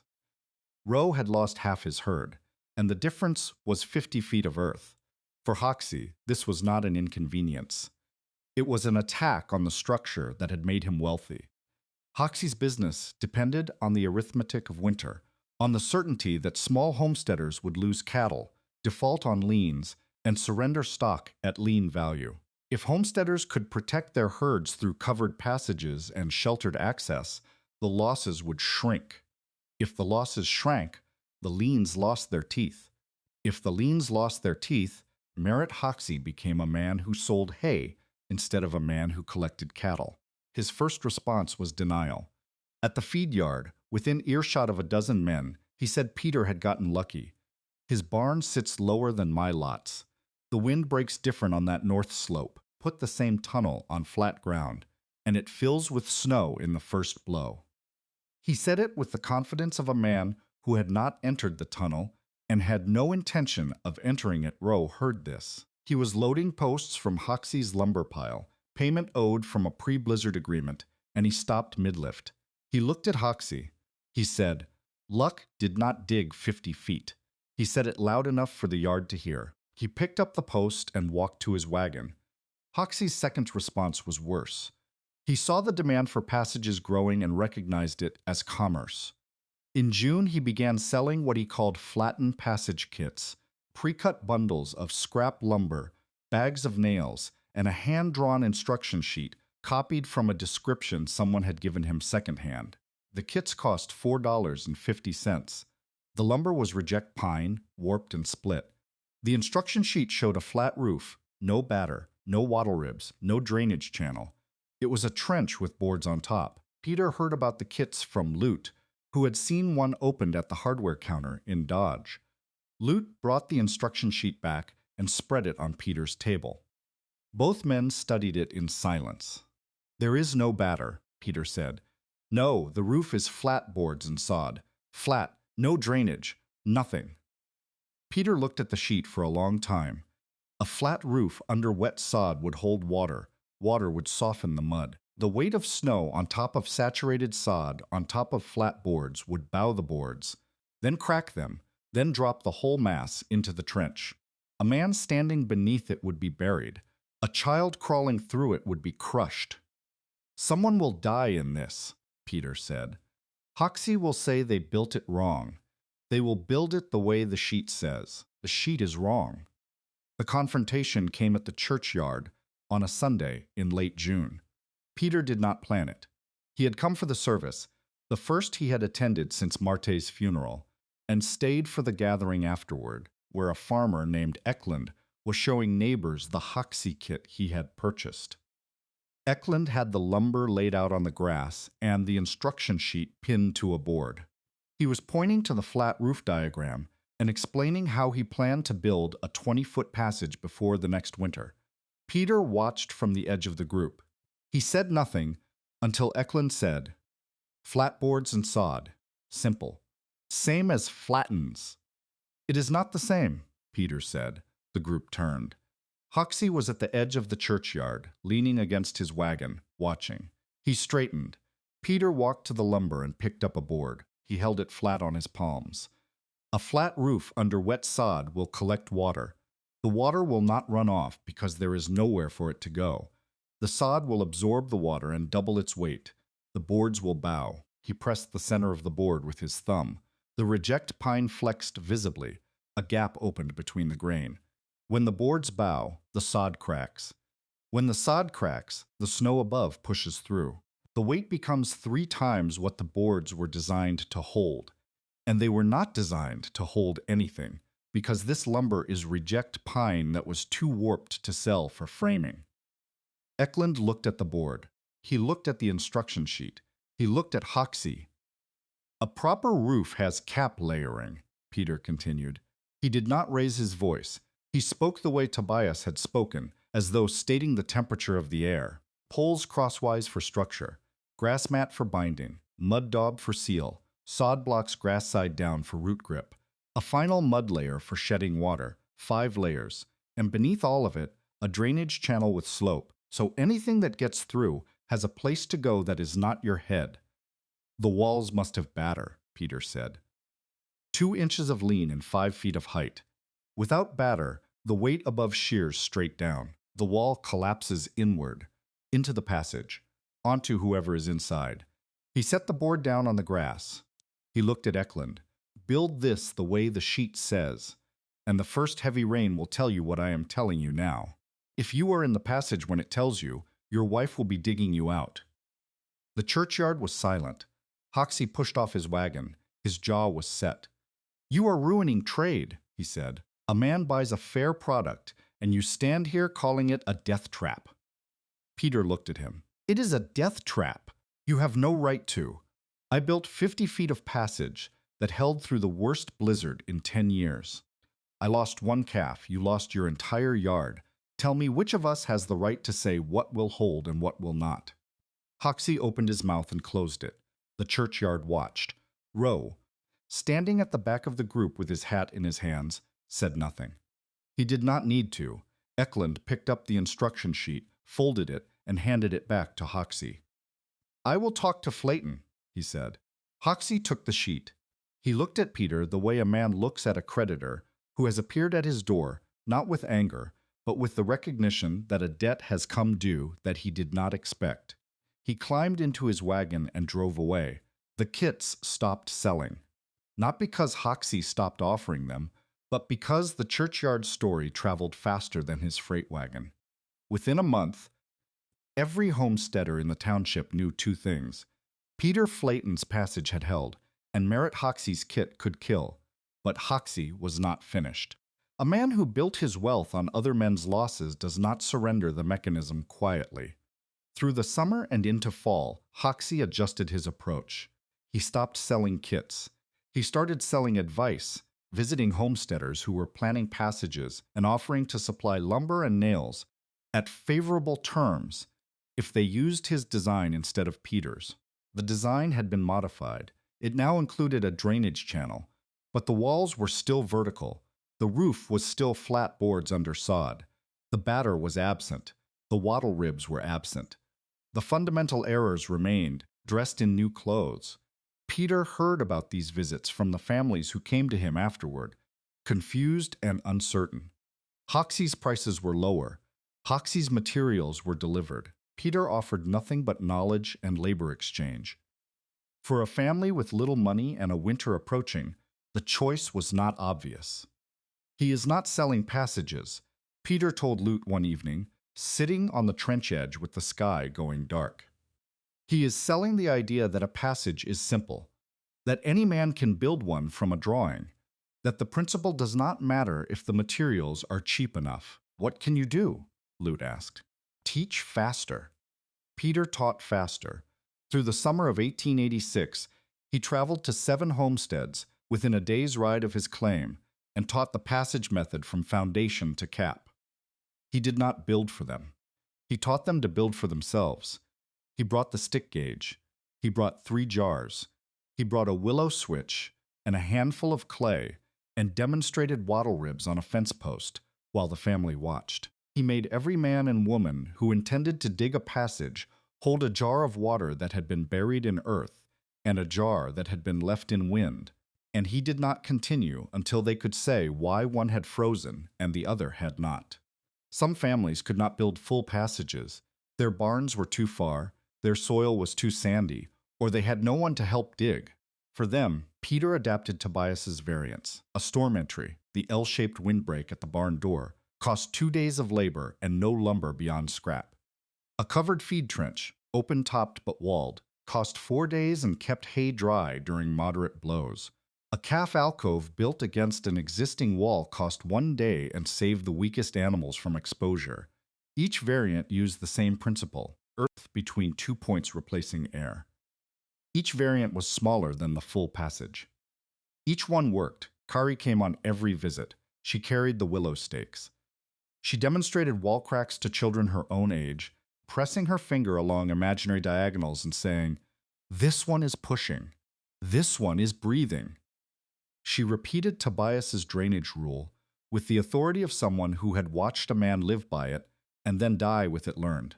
The families listened to her because she was a child explaining what a child could understand, and that made the knowledge feel possible instead of expert. By September, Peter had taught 9 families.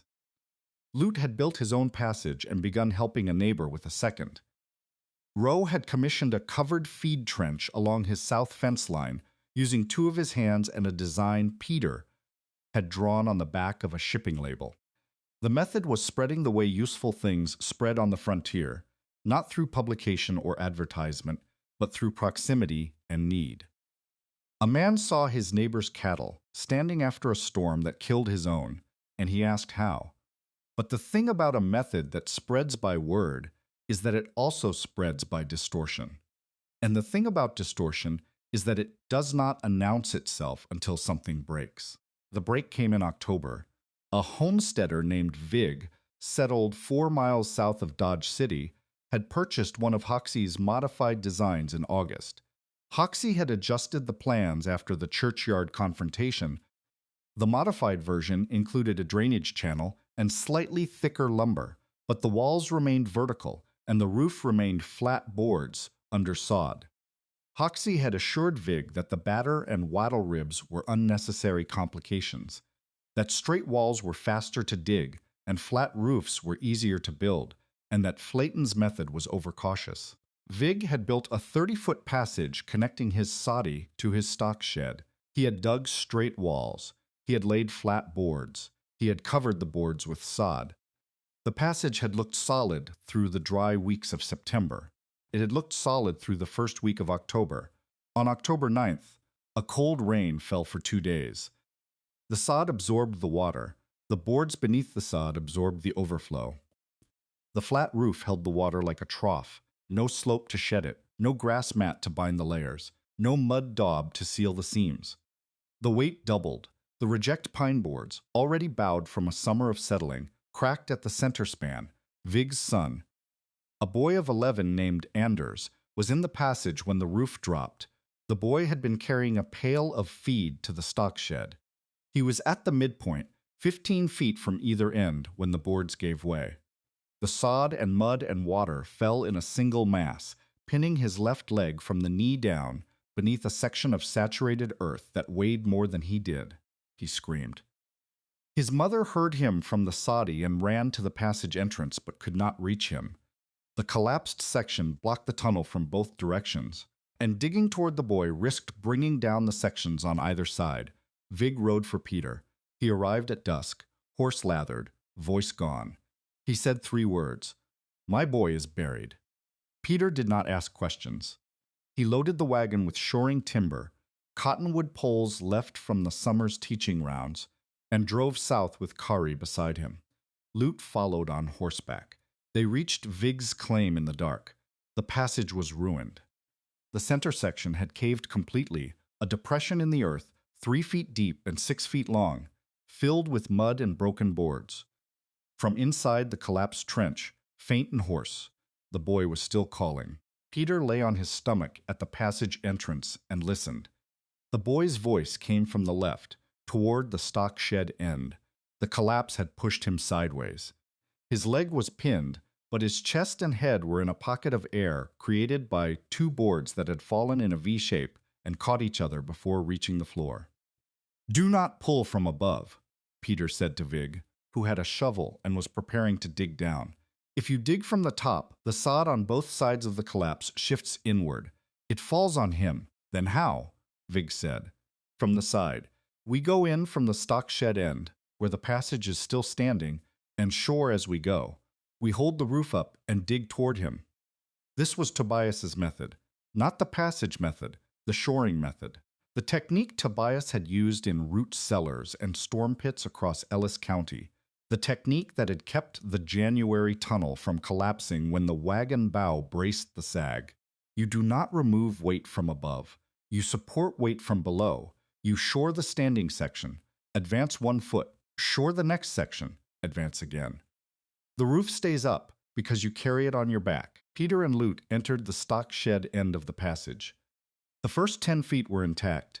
Vig's walls were straight, but the soil in this section was firm clay, and the boards had not yet failed. Peter drove cottonwood poles vertically between the floor and the board roof at 2-foot intervals, wedging each pole tight with flat stones. Each pole was a column. Each column held the roof in place over one section.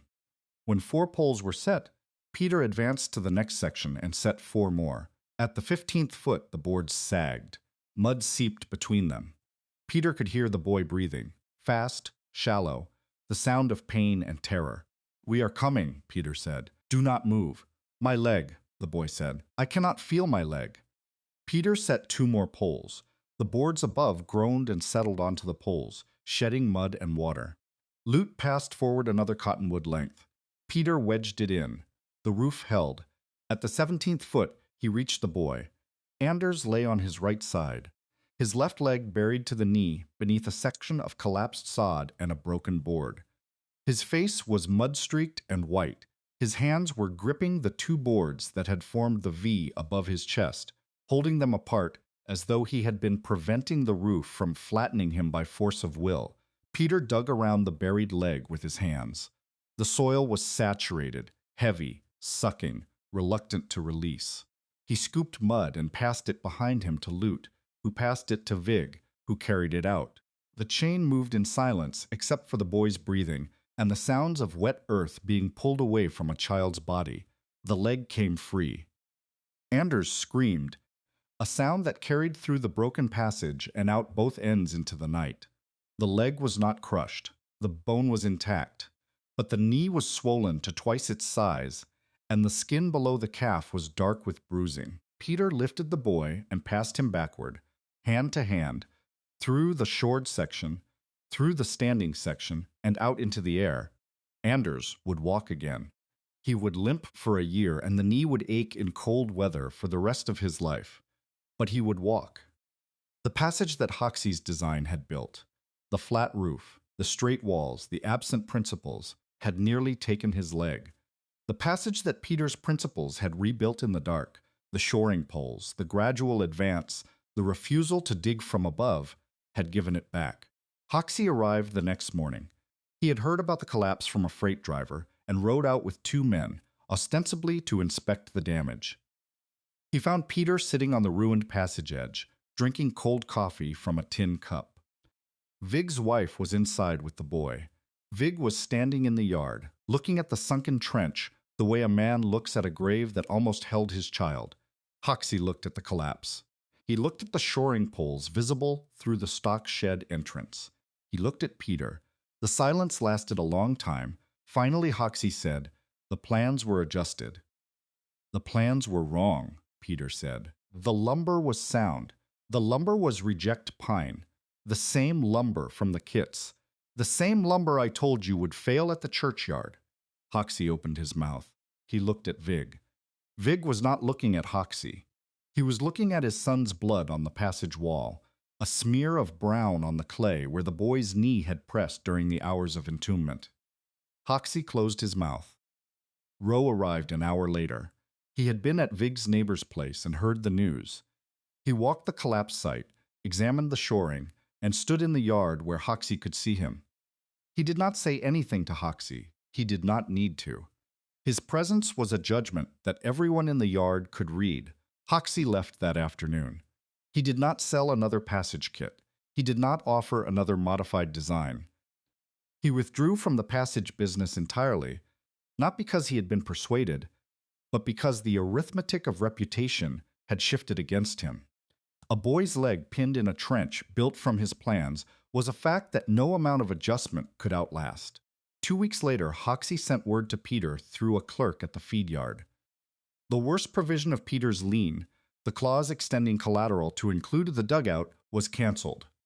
The remaining debt stood, but the dugout was Peter's. Peter went to the feed yard to sign the revised note. Hoxie was behind the counter. Neither man smiled. Hoxie pushed the paper across and said, "You have made that ditch worth more than my paper." Peter signed. He set the pen down. He said, "It was never a ditch." Hoxie did not respond. Peter took his copy of the note, folded it, and left. The exchange had lasted less than a minute. It contained no warmth, no reconciliation, no sentiment. It was the sound of a man who had built his wealth on the certainty of failure being forced to acknowledge that the certainty had changed. The schoolhouse crisis came in November of 1886, when the season was turning and the lessons of January were still fresh enough to sharpen every homesteader's attention. The school was a single-room frame building 3 miles southeast of Dodge City, used by 12 families whose children gathered 5 days a week through fall and winter. It was built cheaply: pine frame, plank walls, a tar paper roof that had been repaired twice and needed repairing again.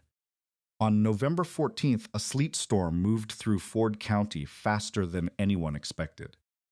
The temperature dropped 18 degrees in 3 hours. The wind shifted north. Sleet became ice became snow, and the tar paper roof, weighted with ice it was never designed to hold, began to sag. The teacher was Anna Mardal. She was 32 years old, a widow from near Kinsley whose husband had died in a threshing accident 2 years earlier. She had taken the teaching position because it paid $11 a month and included a room at the back of the schoolhouse, and because she could not remain in Kinsley where the accident had happened, and everything reminded her of the sound. She was not a frontier woman by origin. She was a frontier woman by necessity, which is the only kind that lasts. When the roof began to groan, Anna moved the children to the south wall, away from the center beam. When the center beam cracked, she moved them to the floor. When the first section of tar paper tore free and ice poured through the gap, she pulled the children under the desks and covered the smallest ones with her own coat. There were 9 children in the school that day. The storm was too severe to send them home. The building was failing around them. Anna could see the road through the gap in the roof, and the road was empty. Peter had been delivering willow stakes to a family 2 miles west when the storm hit. He turned toward the school because it was closer than home and because Kari was inside. He arrived to find the building listing. The north wall had shifted on its foundation, pushed by wind and the weight of ice on the compromised roof. The door was jammed. He could hear children crying inside, and a woman's voice, calm, level, steady, telling them to stay down. Peter could not open the door. He could not remove the ice from the roof. He could not fix the beam. But he could do what he had learned to do: build a protected path from danger to safety. He dug, not a full passage. A leeward snow trench along the south wall, 3 feet deep, angled away from the building toward a low swale where the wind broke. He used a fence rail as a spade and his hands as scoops. The snow was fresh and soft, not packed, not frozen, and it moved. He cut a path 12 feet long in 15 minutes. At the building end, he smashed the south window shutter with the fence rail and called inside. "Send them one at a time," he said to the voice he could hear but not see. "Feet first through the window, into the trench. Crawl to the far end. Do not stand up." Anna appeared at the window. She assessed the trench in a single glance, the depth, the angle, the wind shadow created by the wall. She did not ask questions. She turned to the children and said, "Kari first." Kari climbed through the window. She dropped into the trench, landed on her feet, and crawled. She did not stand up. She did not look back. She had been taught that when the earth offered a path, you took it. One by one, the children came through. Anna lifted the smaller ones to the window ledge and lowered them into Peter's arms. He set each child in the trench and said, "Crawl." They crawled. The trench blocked the wind. The snow walls held. At the far end, Lute's wife, who had heard the commotion from the road, gathered the children into a wagon bed covered with blankets. Anna came last. She climbed through the window with the attendance ledger under her arm and a cut on her forehead where a piece of the ceiling had grazed her. She landed in the trench and looked at Peter for the first time. "You dug this," she said. "Yes, in 15 minutes." The snow was soft. She looked at the trench walls, at the angle, at the way the depth matched the children's crawling height. "Who taught you to think like this?" Peter said. "A man who built things from dirt." Anna Mardal did not fall in love with Peter Flatten in that trench. She recognized competence. She recognized a mind that, when faced with a collapsing building and 9 children, did not try to fix the building or fight the storm, but instead asked what the earth could do. That recognition was the beginning of something, though neither of them had a name for it yet. The courtship happened through work. Anna began recording measurements.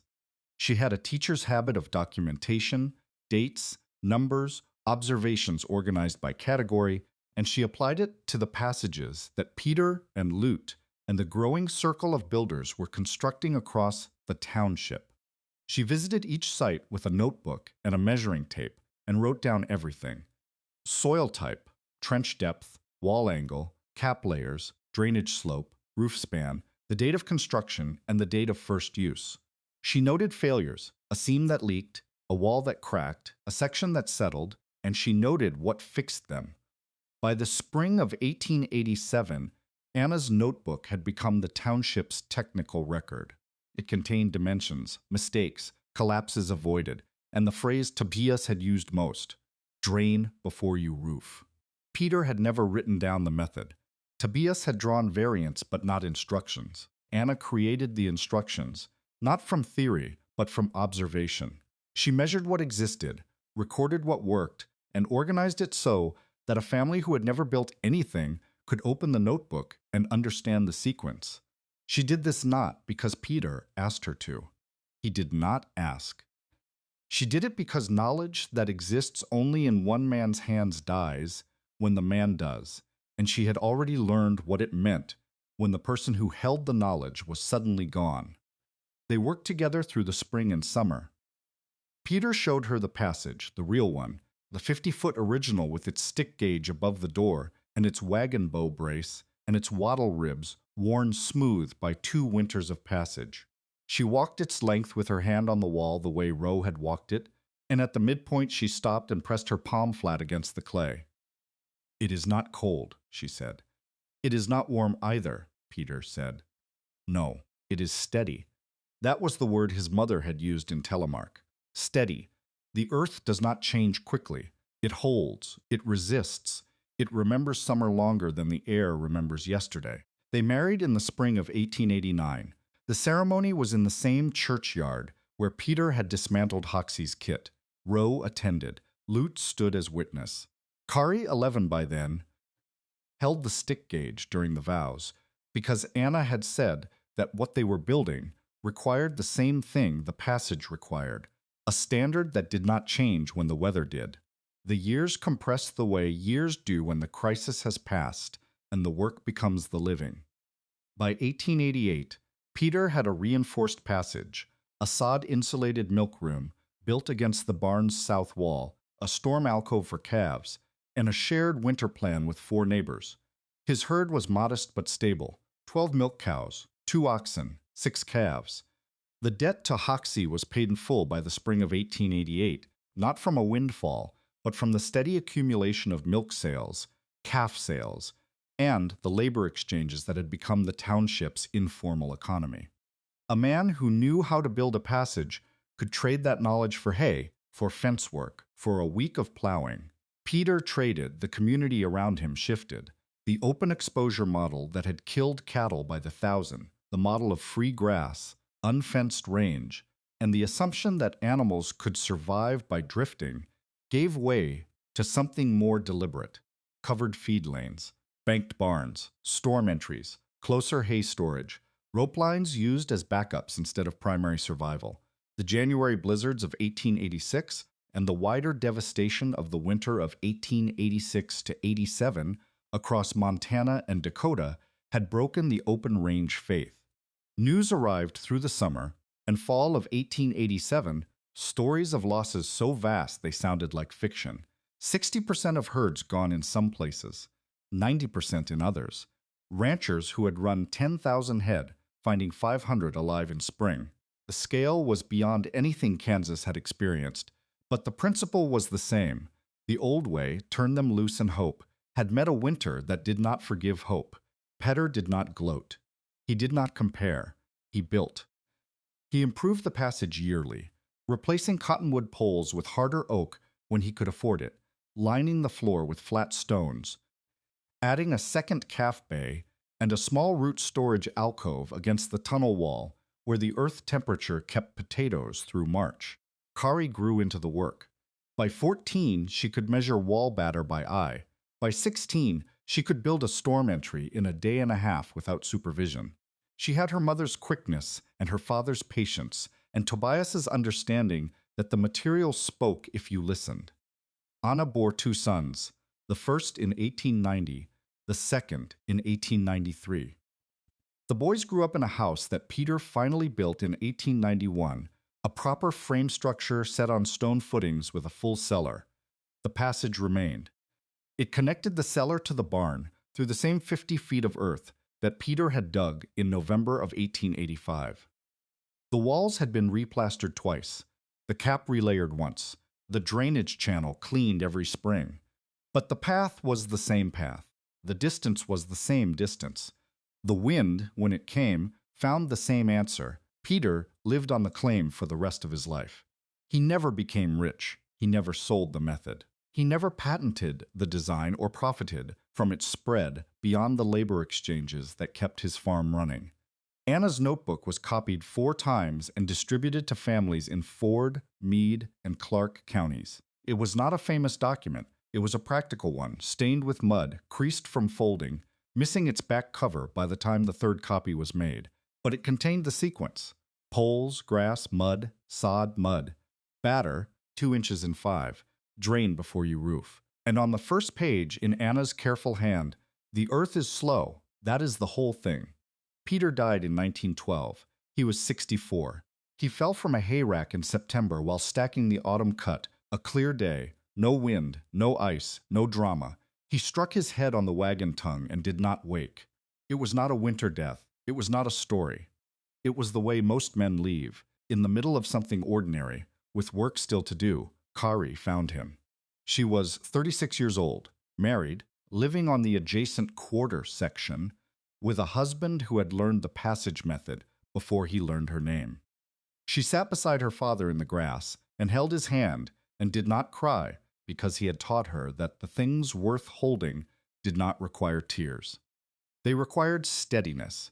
By 1893, at least 9 families near Dodge City had built some version of a protected passage, covered feed trench, sod-walled storm alcove, or banked barn entry. Anna's notebook, copied and recopied, recorded dimensions and errors, and the phrase that opened every construction: drain before you roof. The structures were not monuments. Most were low, muddy, and invisible from the road. They did not photograph well. They did not tell stories. They kept animals alive and children warm and 50-foot crossings possible in weather that erased the distance between living and freezing. That was enough. Peter Flatten never left the claim 14 miles northwest of Dodge City. He raised cattle, repaired the passage every spring, taught his sons to read wall cracks and measure batter, and sat on the trench edge in the evenings watching hawks turn over the pasture. He was not famous in Ford County. He was known. The distinction mattered to him. Famous meant a man people talked about, and known meant a man people came to when the sky looked wrong. In the last winter of Peter's life, his daughter Kari brought her own child through the passage during a hard north blow. The girl was 4.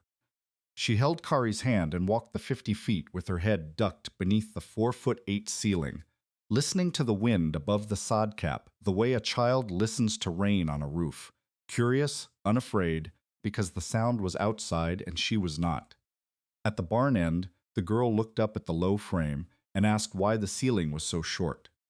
Kari touched the old stick gauge hanging above the door, cottonwood, 18 inches, notched 2 inches from the end, worn smooth where thumbs had pressed it, and said, "Because your grandfather built it for the storm, not for pride." Outside, the wind took the yard again. The barn was still 50 feet away. The distance had not changed. What had changed was that the wind no longer owned it.